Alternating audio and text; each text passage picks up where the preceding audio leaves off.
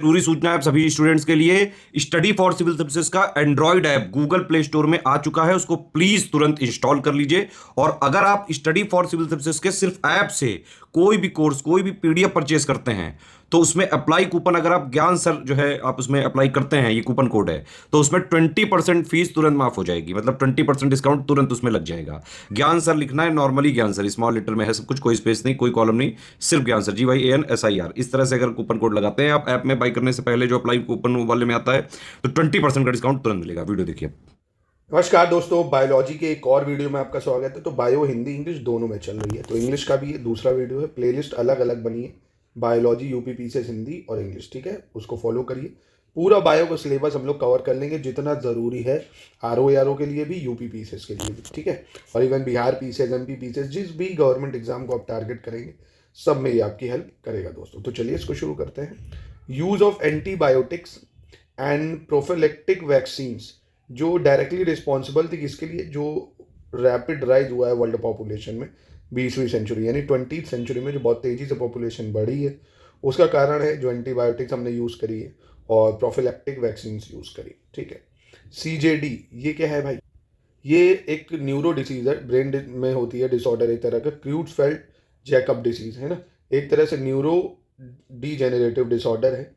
क्यों होता है? Cause due to the abnormal folding of protein, abnormal folding of proteins, ठीक है। It is known as prion disease. तो आपसे पूछेगा प्रिजन डिसीज क्या है, तो न्यूरो डिसीज एक तरह की होती है, ठीक है, जो एबनॉर्मल फोल्डिंग ऑफ प्रोटीन्स की वजह से होती है।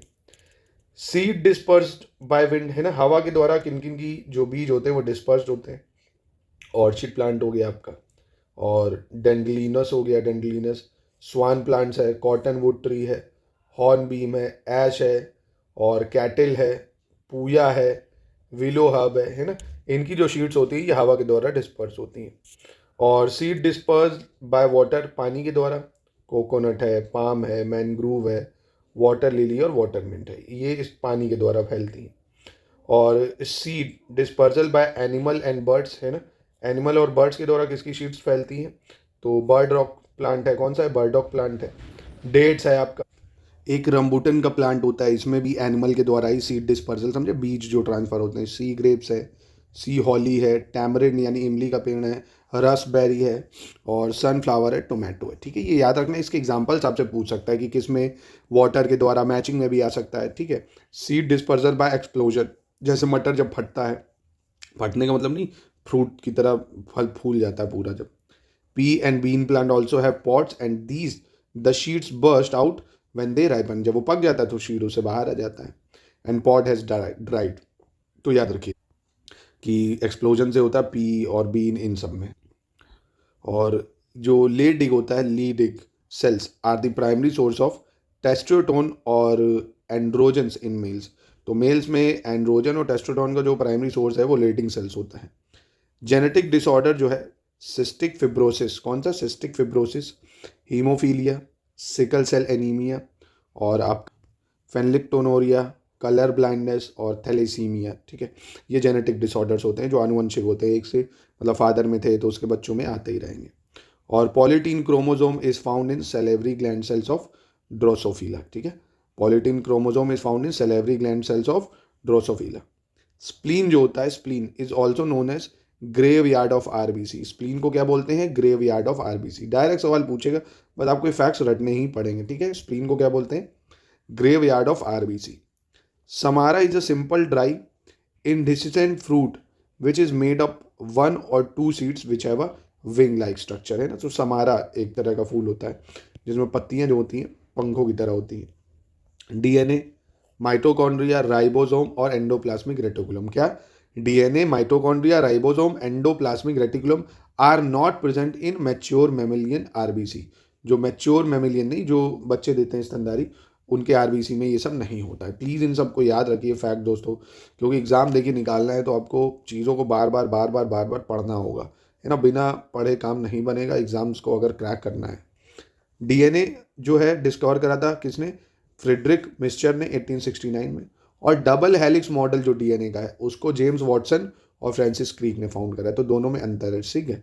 सिर्फ DNA पूछेगा तो आप फ्रेडरिक मिस्चर बता दोगे, डबल हेलिक्स मॉडल DNA का पूछेगा तो James Watson, Francis creek.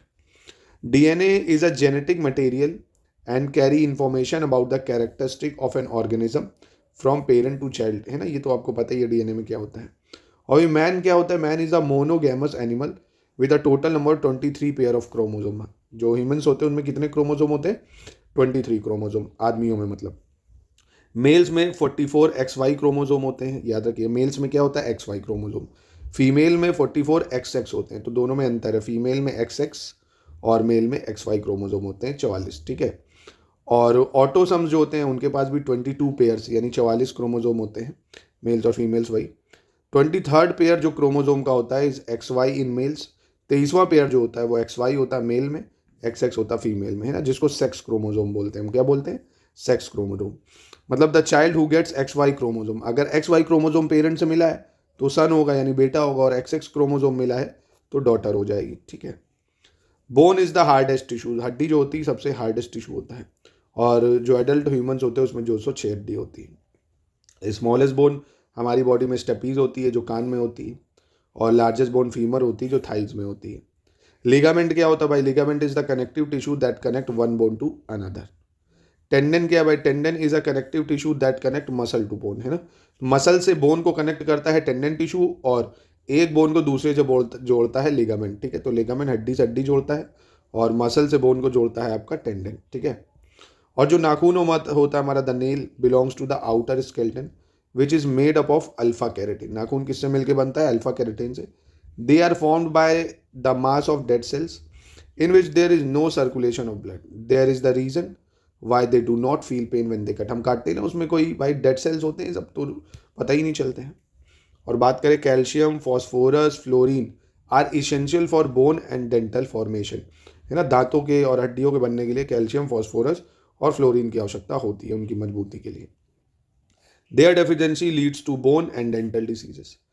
Mammals including humans ideally have 4 type of teeth, है ना, मैमल्स में 4 तरीके के दांत होते हैं, और ह्यूमंस में भी इंसीजर है, कैनाइन है और प्रीमोलर है, मोलर है भाई, है ना। इनेमल क्या होता है भाई, enamel is the hardest part of human body, very hard, है ना, जो हमारे टूथ इनेमल दांतों के होते हैं बहुत हार्ड होते हैं। White and shiny on the crown of the tooth. आप देखो it is mainly composed of calcium phosphate, calcium carbonate, तो इसलिए बहुत मजबूत होते हैं। किससे बनते हैं टूथ इनेमल, कैल्शियम फॉस्फेट और कैल्शियम कार्बोनेट, ठीक है। जो हमारी जॉ मसल होती है, जबड़ा होता है जो, consider the strongest in terms of their ability to lift a heavy object. सबसे मजबूत हमारा जबड़ा होता है, नहीं दांतों से उठा देते हैं। तो आप मानेंगे नहीं, गिनीज बुक ऑफ वर्ल्ड में रिकॉर्ड है 2 सेकंड तक 975 पाउंड उठाने का। 975 पाउंड और समझ लो 450 किलो के आसपास हुआ, जिसको दांत के जबड़े से उठाया है। Most of our body is made of water, पता ही हमारा शरीर भाई 70% पानी से बना है। 6 मेन तत्व क्या होते हैं हमारे बॉडी के भाई, जो oxygen, carbon, hydrogen, nitrogen, calcium, phosphorus, ठीक है। 6 में जो ह्यूमन बॉडी बनती है 6 मेन चीज़ों से, oxygen, carbon, hydrogen, nitrogen, calcium और फॉस्फोरस।